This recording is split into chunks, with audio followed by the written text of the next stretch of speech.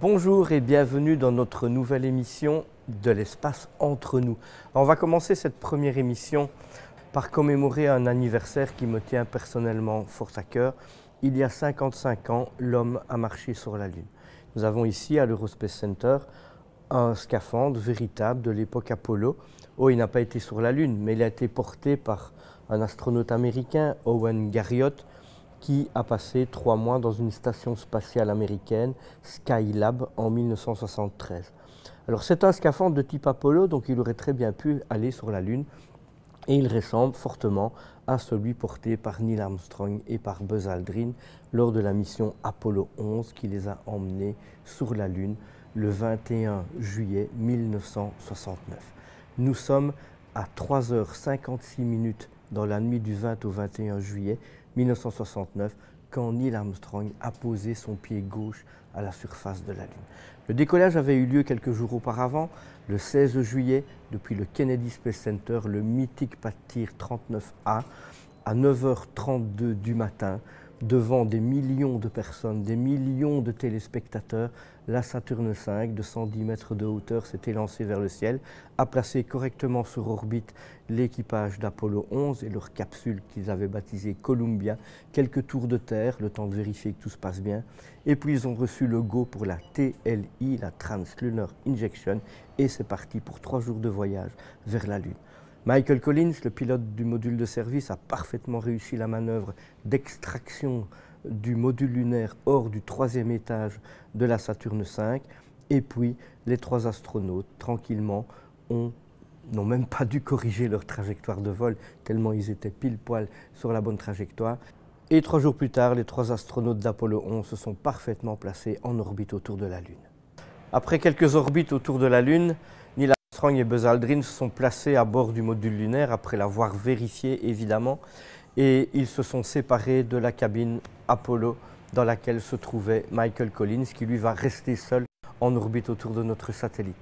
Le moment venu, Armstrong va placer le module lunaire la tête en bas parce qu'il doit pouvoir voir le paysage pendant la descente, et va commencer évidemment le moment le plus critique de la mission Apollo 11, 25 minutes de terreur pendant laquelle les familles vont être en transe devant leur télévision, le centre de contrôle à Houston va retenir son souffle, le monde entier en fait est fixé devant son écran de télévision pour suivre ce moment absolument incroyable. Ils ont raison d'avoir un peu peur parce que les problèmes vont commencer à ce moment-là. Brusquement, et Neil Armstrong dira plus tard, c'est comme si j'avais reçu un coup de poing dans l'estomac, l'alarme générale va retentir à bord du module lunaire. On fait rapidement le tour de la situation. Que se passe-t-il? Le centre de contrôle de Houston remarque que c'est en fait une indigestion de l'ordinateur de descente qui gère la descente. Il a trop de données en fait, il n'en peut plus. Et un jeune gars de la salle de contrôle, un tout jeune informaticien, va avoir une idée géniale. Il avait répété ça sans trop le dire à personne. Il va débrancher l'ordinateur du module lunaire et le rebrancher sur un ordinateur plus puissant de la salle de contrôle. Il va donc gérer la situation, et c'est fou de se dire qu'Armstrong et Aldrin vont se poser sur la Lune avec les données en provenance d'un ordinateur de la salle de contrôle de Houston et non pas leurs propres données à eux. Le patron du vol, Gene Kranz, va faire confiance à ce jeune informaticien et va donner le go pour continuer la descente. L'alarme va retentir encore à plusieurs reprises, et à 100 mètres d'altitude, Armstrong va placer le module lunaire les 4 pieds vers le bas. Il va regarder par le hublot et, catastrophé, il remarque qu'il ne reconnaît pas le paysage qu'il a étudié. Il avait étudié les cartes, il avait étudié les photos prises notamment par la mission précédente, Apollo 10, mais pire que ça, il remarque qu'il se dirige droit sur un champ de cratère. Il n'hésite pas une seconde, il débranche le pilotage automatique du module lunaire, il saisit la commande manuelle et à 100 mètres d'altitude, il part à l'horizontale. Buzz Aldrin s'inquiète, juste à côté de lui, il n'y a presque plus de carburant. Et Buzz Aldrin, Neil, il reste 1 minute de carburant. Ça veut dire quoi? Ça veut dire que si dans 1 minute, Apollo 11 n'est pas posé sur la Lune, eh bien le moteur de descente s'arrête, soit il se crache sur la Lune et tombe de 100 mètres, soit il faut pousser sur le bouton de remontée afin de libérer la partie inférieure du module lunaire, interrompre évidemment l'atterrissage et rejoindre Michael Collins qui les attend en orbite lunaire. Et donc à ce moment-là, Armstrong garde un sang-froid phénoménal. Il continue à survoler la Lune à 100 mètres d'altitude. Aldrin continue à lui donner l'altitude et le niveau de carburant. Neil, il te reste 30 secondes de carburant. Armstrong regarde par le hublot, il repère un dernier cratère, un petit terrain plat juste après, et délicatement, il va aller se poser juste après. Il restait 20 secondes de carburant dans le moteur de descente lorsque le moteur a été coupé. Il est temps de préparer la sortie extravéhiculaire. Ils l'ont avancé de 3 heures par rapport au programme. Ils en avaient discuté avant lors du trajet Terre-Lune.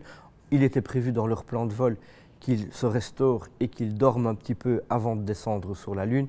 Mais ils en ont discuté, il se trouvait que ça n'allait pas.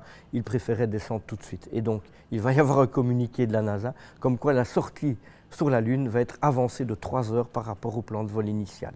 Et donc, ils vont préparer la sortie, revêtir leur scaphandre et ils vont, bien sûr, Neil Armstrong le premier, à reculons, va descendre délicatement les 9 échelons du module lunaire et il va pas oublier évidemment d'actionner une manette qui va ouvrir un coffre au sommet duquel se trouve la caméra qui va se déployer et filmer la descente d'Armstrong sur la Lune.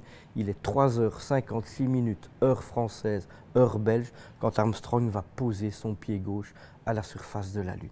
C'est un moment historique, évidemment. Il va prononcer sa fameuse phrase « C'est un petit pas pour l'homme, un bond de géant pour l'humanité ». Il va commencer par prendre des photos, il va récolter quelques roches de lune, quelques poussières au bout d'une pelle et un sachet au bout de la pelle de manière à pouvoir le fermer avec une tirette et mettre le sachet dans les poches de sa combinaison. Et regardez ici à l'Eurospace Center, nous avons la chance d'avoir quelques petits morceaux, minuscules certes mais historiques néanmoins, de ces 24 kilos de roches de lune qui seront ramenés par Armstrong et par Aldrin. C'était une volonté du président Nixon à l'époque de préparer 50 présentoirs de la sorte avec le drapeau respectif de chaque pays démocratique, une cinquantaine de pays. La France a son exemplaire également, il est à Paris. La Belgique a le sien, il a été offert par le président Nixon au roi Baudouin à l'époque, avec le drapeau belge qui a accompagné les astronautes à bord du module lunaire. Il a donc bel et bien fait le voyage et nous avons ce trésor ici à l'Eurospace Center. Les astronautes vont déployer une station scientifique, ils vont rester 2h30 à marcher sur la Lune, ils vont parler avec le président Nixon, ils vont également évidemment prendre de nombreuses photos. Petite anecdote, ils vont même oublier un rouleau de pellicule à la surface de la Lune qu'ils vont oublier dans le pied du module lunaire. Et puis ils vont remonter, c'est Aldrin le premier, puis il va charger les roches de lune, les 2 containers de roches de lune à l'aide d'une manivelle et d'un petit téléphérique, d'un petit pont qui va relier le sol de la Lune à la porte du module lunaire. Et puis ils vont se reposer enfin et manger bien entendu et préparer déjà le décollage, 3 jours de voyage pour rentrer. Le retour va se dérouler absolument parfaitement et ils vont amérir au large des îles Mariannes dans l'océan Pacifique 3 jours plus tard et être récupérés par un porte-avions absolument mythique maintenant qui s'appelle le Hornet en plein milieu du Pacifique donc par un plongeur qui a eu la chance de pouvoir être le premier homme à revoir les astronautes après leur vol, qui s'appelle Clancy Attleberg. Et si vous allez un jour à San Francisco, vous pourrez voir le porte-avions Hornet exposé, qui est en musée maintenant dans le port de San Francisco. Voilà, à bientôt pour une nouvelle émission de l'Espace entre nous. Rendez-vous en attendant à l'Eurospace Center si vous le souhaitez, pour approfondir le sujet et venir voir avec nous la grande aventure de la conquête de l'espace.